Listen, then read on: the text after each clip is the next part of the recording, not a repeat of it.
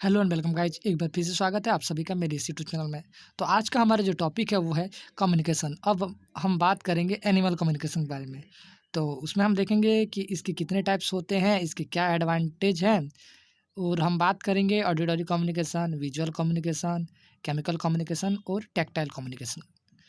तो वीडियो को शुरू से लेकर अंत तक ज़रूर देखना और मेरे इस चैनल को सब्सक्राइब कर लेना ताकि हमारे लेटेस्ट वीडियो के अपडेट आप तक जल्दी पहुँच पाए। तो चलिए शुरू करते हैं। तो इंट्रोडक्शन इस प्रकार है। द एक्ट ऑफ शेयरिंग और एक्सचेंजिंग इंफॉर्मेशन, आइडिया और फीलिंग्स इज कॉल्ड कम्युनिकेशन। ठीक, एक्ट ऑफ शेयरिंग और एक्सचेंजिंग इंफॉर्मेशन, आइडिया और फीलिंग मतलब वह विधि जिसके द्वारा हम शेयरिंग करते हैं इंफॉर्मेशन का, आइडिया का या हमारे फीलिंग का, वो कहलाता है कम्युनिकेशन। सूचनाओं, विचारों और भावनाओं के आदान प्रदान की क्रिया कम्युनिकेशन कहलाती है। अब यहाँ पे है डेफिनेशन। पहला लिखा है यहाँ पे फर्स्ट में, एनिमल के ग्रुप से एक या एक से अधिक जीवों तक इंफॉर्मेशन का संचारण होता है जो कि रिसीवर के वर्तमान या भविष्य के व्यवहार को प्रभावित करता है। यह प्रोसेस कम्युनिकेशन कहलाता है। Communication has been defined as, communication को निम्न प्रकार से डिफाइंड कर सकते हैं। पहला है, एनिमल के किसी एक अंग में होने वाली वह क्रिया जो दूसरे एनिमल के बिहेवियर, तौर तरीके को बदल दे, वह कम्युनिकेशन कहलाता है। देखिए कैसे, किस प्रकार से बदल दे। अगर कोई जैसे एनिमल है, जैसे वह कुत्ता है, तो वह कुत्ता डर जाता है, तब वह अपने कान खड़े कर लेता है, पूंछ खड़े कर लेता है। तब दूसरा कुत्ता देख लेता है तो उसे समझ जाता है कि यह किसी भी अन्य चीज़ को देखकर डर गया है। तो इस प्रकार उन दोनों कुत्तों के बीच एक प्रकार का कम्युनिकेशन बन जाता है, वह सूचना उस तक पहुंच जाती है। तो इस प्रकार ये हो गया कम्युनिकेशन। अब इसमें सेपलिन 1964 के अनुसार कम्युनिकेशन में वे सभी व्यवहार सम्मिलित होते हैं जिसके द्वारा एक समूह का निर्माण होता है, जिसके द्वारा सदस्य एक दूसरे के साथ संबंध स्थापित करते हैं। तीसरा पॉइंट क्या है? एनिमल कम्युनिकेशन का उपयोग अपने साथी को अट्रैक्ट करने तथा क्षेत्र निश्चित करने एवं विशिष्ट पहचान करने के लिए करते हैं। अब हम बात करेंगे एडवांटेज ऑफ कम्युनिकेशन। तो क्या क्या एडवांटेज है कम्युनिकेशन का? पहला है, यह प्रजातियों के पहचान करने में हेल्पफुल होता है जो व्यक्तिगत, पड़ोसी या उस जाति के क्षेत्र से हो सकते हैं। दूसरा पॉइंट है, यह समान स्पीसीज के स्वीकृति या अस्वीकृति के माध्यम से दोनों के बीच, जैसे मेल एंड फीमेल के बीच, प्रेमालाप व मैटिंग की सुविधा प्रदान करता है। इसमें सेक्सुअल एक्टिविटी भी होती है। तीसरा पॉइंट क्या है? यह अननोन या अपोजिट स्पीसीज के प्रति रिलेशनशिप को रोकता है। जैसे कि कुत्ता कुत्ते के साथ ही सेक्सुअल एक्टिविटी करता है, रिलेशनशिप रखता है, वह बकरी के साथ नहीं रखता, ना ही भेड़ के साथ रखता है। इस प्रकार होता है। तथा स्पीसीज, जो स्पेशल स्पीसीज के साथ सोशल रिलेशनशिप को यह क्या बढ़ावा देता है? क्या है? कम्युनिकेशन। चौथा पॉइंट क्या है? यह सामाजिक जंतुओं को अंधेरा होने तथा खतरे के समय झुंड में रहने की क्रिया को सुगम या आसान बनाता है। ठीक है, जैसे ही शाम हो जाती है, वह जंतुओं को, इस प्रकार जंतु अपने अपने झुंड की ओर आने लगते हैं। ये एक प्रकार से कम्युनिकेशन का हेल्प है, हमारे एडवांटेज है। पांचवा पॉइंट क्या है कि यह पेरेंटल केयर के प्रति महत्वपूर्ण रोल प्ले करता है, पेरेंटल केयर करता है। छठवां पॉइंट, यह एक सामाजिक समूह के संबंधियों को संकेत द्वारा सावधान कर देता है। अब ये हो गया एडवांटेज। उसमें क्या है? कम्युनिकेशन जो है ना, निम्न के बीच पाया जाता है। एनिमल के बीच जब कम्युनिकेशन पाया जाता है तो वह इस प्रकार से होता है। पहला है बिटवीन हंट एंड हंटर, शिकार तथा शिकारियों के बीच होता है। किस प्रकार से होता है वह? आहट में चौंक कर दौड़ना, स्टार्लिंग, सर्पों में फुहार व गिरगिट में रंग बदलना आदि इसके अच्छे एग्जाम्पल है। देखिए इसमें क्या होता है, जब शिकार और शिकारी के बीच इस प्रकार से कम्युनिकेशन होता है। जैसे सर्प फुहार मारता है, गिरगिट रंग बदलता है, तो ये खतरे को देखकर या फिर किसी अन्य वस्तु को देखकर अपना रंग बदलते हैं। तो दूसरा जो एनिमल्स उसे देख के समझ जाता है और ये उन दोनों के बीच क्या होता है? कम्युनिकेशन होता है। दूसरा पॉइंट है हंट स्पीसीज, जो जानवर अक्सर शिकार हो जाते हैं। जैसे कि यहाँ पे है बर्ड, डियर, मंकी एक्सेट्रा, ये बड़े हंटर का भोजन बनते हैं। बर्ड द्वारा दी गई संकेत से मैमल्स के द्वारा दी गई संकेत से बर्ड समझ जाते हैं, वह अपनी जान बचाते हैं। तीसरा होता है पेरेंट्स और चिल्ड के बीच कम्युनिकेशन होता है। इसमें किस प्रकार का होता है? फूड रेस्ट एंड डेंजर को पहचानने के लिए होता है। फूड के लिए, जैसे भोजन के लिए जब हम दूर निकल जाते हैं, जब बच्चे, चिड़िया, तब उनके बीच जो कम्युनिकेशन होता है वो इस प्रकार से होता है। Bat are identified their children's by the communication. और जो चमगादड़ होते हैं वो अपने बच्चों को जब भोजन के लिए दूर से आते हैं तब कम्युनिकेशन द्वारा अपने बच्चों को पहचानते हैं। और जो चिड़िया होती है वो अपना जो घोंसला होती है वो ग्रुप में बनाती है ताकि कम्युनिकेशन हो सके। छठवां पॉइंट क्या है? कम्युनिकेशन से लव होता है एंड सभी स्पीसीज अपनी जाति को डेवलपमेंट करते हैं। सेक्सुअल एक्टिविटी के कारण इनमें जो डेवलपमेंट की क्रिया हमेशा विकास की ओर बढ़ती रहती है, वो कम्युनिकेशन के कारण हो पाता है। फिर हम बात करेंगे टाइप्स ऑफ कम्युनिकेशन के बारे में। तो यहाँ पे बेसिकली कम्युनिकेशन जो है ना वो 4 टाइप्स के हैं। कौन कौन सा? पहला है ऑडिटरी, विजुअल, केमिकल और टैक्टाइल। जो ऑडिटरी कम्युनिकेशन है इसमें ऑडियो इस्तेमाल होता है, मतलब साउंड वेव्स इस्तेमाल होता है। विजुअल में विजुअल जो मूवमेंट होते हैं उसका इस्तेमाल होता है। केमिकल में केमिकल का, और टैक्टाइल में स्पर्श करके या किसी को छू के कांटेक्ट करके। तो पहले हम बात करेंगे ऑडिटरी कम्युनिकेशन। इसमें क्या होता है? साउंड्स एनिमल में मेन रूप से यूज होने वाला कम्युनिकेशन है। इन्वर्टिब्रेट में उचित स्वरों के उच्चारण तथा भिन्न भिन्न साधनों से साउंड का बनना इस ग्रुप में आता है। सभी एनिमल अलग अलग साउंड से कम्युनिकेट करते हैं। श्रवण का संचार जीवों के द्वारा साउंड के माध्यम से किया जाता है।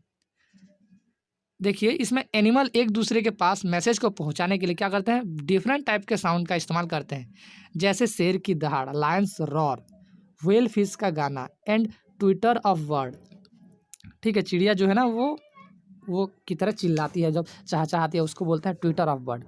अब ये हो गया ऑडिटरी कम्युनिकेशन। ऑडिटरी जब कम्युनिकेशन में बात करते हैं तब यहाँ पे साउंड की बात करते हैं। तो सभी प्राणियों में जो कम्युनिकेट साउंड होता है वो डिफरेंट डेसिबल रेटिंग के होते हैं। तो यहाँ पे कुछ डेसिबल रेटिंग दिया गया है।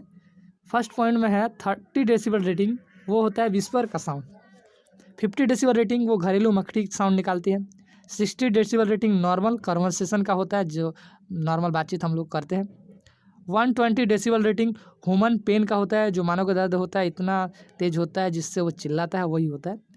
140 डेसिबल रेटिंग जो होता है वो नॉइज ऑफ जेट प्लेन का होता है। 200 decibel rating noise of space rocket and 90 decibel rating होता है ट्रैफिक साउंड का। तो ये होता है डेसिबल रेटिंग। अब हम बात करेंगे vocalisation. Any sound produced through the action of an animals respiratory system and used in communication is called vocalisation. कोई भी साउंड वेव्स है वो हमारे रेस्पिरेटरी सिस्टम के थ्रू बाहर निकलता है, उसे क्या कहते हैं? वोकलाइजेशन कहते हैं। वह क्रिया जिसमें हमारे माउथ से या रेस्पिरेटरी सिस्टम से ध्वनि बाहर निकलता है उसको कहते हैं वोकलाइजेशन या वोकलाइजेशन, स्वर उच्चारण। अब देखिए, अब वोकलाइजेशन की बात करते हैं तो यहाँ पे जो साउंड होती है, जो ध्वनि होती है वो 3 प्रकार की होती है। पहला होती है अल्ट्रासोनिक, वे ध्वनि जो कि 20,000 हर्ट्ज से अधिक होती है, उससे अधिक 20,000 से अधिक होती है तथा मनुष्य को सुनाई नहीं देती है, उसे पराश्रव्य या अल्ट्रासोनिक साउंड कहते हैं। दूसरा होती है इंफ्रासोनिक साउंड, जो 20,000 हर्ट्ज से कम होती है। इतनी कम साउंड होती है कि हम उसको सुनने की कोशिश करेंगे तो भी सुनाई नहीं देगी, बहुत कम। ऐसे साउंड कौन निकालते हैं? भूकंप या फिर कुछ एनिमल जैसे कि एलिफेंट, व्हेल आदि इस साउंड को निकालते हैं, इसे कहते हैं इंफ्रासोनिक साउंड। और एक साउंड होती है जिसे हम सुन सकते हैं, वो कितनी होती है? 20 हर्ट्ज से 20,000 हर्ट्ज के बीच, ये होती है इंफ्रासोनिक साउंड। यहाँ पे दिया गया है, ये हो गया यहाँ से यहाँ तक इंफ्रासोनिक साउंड, यहाँ से यहाँ तक सोनिक साउंड। सॉरी जो 20 से 20,000 हर्ट्ज के बीच जो हम सुन सकते हैं उसको सोनिक साउंड कहते हैं, और जिसको बहुत ज़्यादा नहीं सुन सकते उसको अल्ट्रासोनिक साउंड कहते हैं। अब हम बात करेंगे infrasound communication among elephant and whales. अब देखिए, एलिफेंट है और व्हेल है, वो किस प्रकार से इंफ्रासाउंड से कम्युनिकेशन करते हैं। जो फीमेल एलिफेंट है एक दूसरे से कम्युनिकेट तथा जुड़ने के लिए विपरीत लिंग के प्रति व खतरे की परिस्थिति में इंफ्रासोनिक साउंड निकालते हैं। एलिफेंट के सिंघारने की आवाज़ 14 to 35 हर्ट्ज तक होता है, मीलों दूर तक जाता है, जो मीलों दूर तक जाता है, लेकिन हमें सुनाई नहीं देता है, बहुत कम सुनाई देता है। ठीक है, हम बैक वेल विशिष्ट एंड कॉम्प्लिकेटेड सॉन्ग उत्पन्न करते हैं जो धीरे धीरे माइग्रेशन या कॉर्डशिप के दौरान चेंज होता रहता है। अब हम बात करेंगे सोनर नेविगेशन। सोनर नेविगेशन क्या है? अल्ट्रासोनिक जो साउंड वेव्स है उसे ही क्या कहते हैं? सोनर कहते हैं। उसका निकलना सोनर नेविगेशन है। ठीक है, killer whales, sperm whales, dolphin एक ही क्लास में क्लासिफाई किए गए हैं। ये सभी नोजी एनिमल हैं। इसका विशिष्ट कैरेक्टर स्टडी किया गया है क्योंकि इनका उपयोग वाटर पार्क में इंटरटेनमेंट के लिए किया जाता है। अब यहाँ पे मैंने डायग्राम बनाया है व्हेल मछली का। व्हेल मछली जब कम्युनिकेशन करते हैं तब वो एक ग्रुप में रहते हैं, वो अल्ट्रासोनिक साउंड प्रोड्यूस करते हैं और कम्युनिकेशन करते हैं, जिसे क्या कहते हैं? सोनर साउंड भी कहते हैं, या उनके जो वेव्स रहते हैं उसको सोनार कहते हैं। अब हम बात करेंगे vocalisation in non human primates. जो नॉन ह्यूमन है उसमें किस प्रकार से वोकलाइजेशन होता है? मंकी द्वारा उत्पन्न की गई आवाज़ उनके मूड्स को दर्शाती है, जो कि कम्युनिटी में हेल्पफुल होता है। थाल्मा रॉवेल्स एक साइंटिस्ट है, 1972 ने प्राइमेट्स के 2 प्रकार के आवाज़ को कंसिडर किया था। कौन कौन से? पहला है हाव हाव के साथ ध्वनि उत्पन्न करना, साउंड वेव्स हाव हाव के साथ, ठीक है, गैस्चर के साथ। दूसरा है बगैर हाव हाव के साथ या ध्वनि उत्पन्न करना, बिना गैस्चर के साथ, ये होता है। जो प्रथम प्रकार के समूह की आवाज़ का प्रयोग तब होता है जब एनिमल एक दूसरे को देखते हैं, एग्जाम्पल के लिए झगड़े तथा सेक्सुअल एक्टिविटी के समय तथा फ्रेंडली सिचुएशन के समय। और दूसरे प्रकार का आवाज़ तब निकालते हैं जब एनिमल एक दूसरे को नहीं देख रहे होते हैं तथा भोजन की तलाश में जब दूर रहते हैं, तब इस प्रकार के आवाज़ निकालते हैं। प्रथम प्रकार का आवाज़ जब देख रहे होते हैं, दूसरे प्रकार का आवाज़ जब नहीं देख रहे होते हैं। थाल्मा रेवल्स ने ध्वनि साउंडों को 9 प्रकार में बांट दिया है। उन्होंने एनिमल में निकलने वाले आवाज़ों को 9 प्रकार से देखा है। कौन कौन से? यहाँ पे है roar, bark, growl, screech, pant, थ्रिट, ग्रिकरिंग, screech, scream, squeaks, shrill, bark. ये हो गए 9 प्रकार के आवाज़। अब हम बात करेंगे visual communication. Information transmitted by visual means is called visual communication. The visual signals may be given by various means like movement, posture और shape of the body, facial expression, color identification, light etc. तो information का transmit visual तरीके से करना visual communication कहलाता है। Visual मतलब देख के, अगर एक दूसरे को देख के इन्फॉर्मेशन ट्रांसफ़र हो रही है तो वह कहलाता है विजुअल कम्युनिकेशन। इसमें जो विजुअल मीन्स क्या क्या हो सकते हैं? मूवमेंट होता है, किसी वस्तु का हिलना डुलना, पोस्चर रंग आकृति देख के, ठीक है, फेशियल एक्सप्रेशन चेहरे का जो बनावट हाव भाव उसको देखकर, कलर आइडेंटिफिकेशन रंग देखकर, लाइट प्रकाश देखकर। तो इस प्रकार के विजुअल मीन्स हो सकते हैं। देयर आर 2 टाइप्स ऑफ जो विजुअल मीन्स, वो 2 प्रकार से होते हैं। एक होते हैं बैज और दूसरे होते हैं डिस्प्ले। बैज क्या होते हैं? इसके अंतर्गत एनिमल या कलर शेप आदि शामिल है। यह मॉर्फोलॉजी से संबंधित है। संरचनात्मक एडप्टेशन, फर एंड फेदर्स आदि इसमें शामिल है। Display, when an animal एक्सहिबिटेड a behaviour that can be seen by other animal, it is called a display. जब एक एनिमल अपना व्यवहार प्रदर्शित करता है तब उसे दूसरा एनिमल देख लेता है, तब उसे क्या कहते हैं? डिस्प्ले कहते हैं। विजुअल कम्युनिकेशन में एनिमल अपने बिहेवियर को दर्शाते हैं जो उन्हें सेक्सुअल एक्टिविटी में हेल्पफुल करता है। देखिए मैंने डायग्राम पे दिखाया है कि किस प्रकार से कुत्ते अपना आकार प्रदर्शित करके विजुअल इफेक्ट दिखा रहे हैं। अब हम बात करेंगे, आगे बढ़ते हैं, टाइप्स ऑफ विजुअल कम्युनिकेशन। तो विजुअल कम्युनिकेशन निम्न प्रकार से होता है। पहला होता है गेस्चर। गेस्चर मतलब हाव भाव। इसमें एनिमल अपने विचार को व्यक्त करने के लिए अलग अलग प्रकार के व्यवहार व्यक्त करते हैं, जैसे कि चिंपांजी उछलते हैं, मधुमक्खी भिनभिनाते हैं। Visual communication is bee. मधुमक्खी के वर्कर्स बी डांस लैंग्वेज से कम्युनिकेट करते हैं। इसकी खोज कार्ल वान फ्रिच 1965 में की थी। Bee mainly perform 2 types of dance. देखिए जो विजुअल कम्युनिकेशन में बी 2 प्रकार के डांस करते हैं मधुमक्खी। पहला होता है राउंड डांस और दूसरा है वेगल डांस। तो यहाँ पे समझने वाली बात होती है राउंड डांस किस प्रकार से होता है। राउंड डांस में जो मधुमक्खी होती है वो गोल गोल घूमती है, ठीक है, इस प्रकार से घूमती है। कब घूमती है और क्यों घूमती है, ये बहुत इंपॉर्टेंट बात है। जब शहद का केंद्र या फिर पराग, क्या शहद का केंद्र या फिर पराग जब फूल 100 मीटर के आसपास होती है उनसे, तब वे गोल गोल हवा में गोल गोल तरह घूमने लगते हैं। उस समूह में जब होते हैं तो गोल गोल घूमने लगते हैं। ठीक है, इस प्रकार हम समझ सकते हैं कि जो एनिमल है पराग है वो 100 मीटर के आसपास है।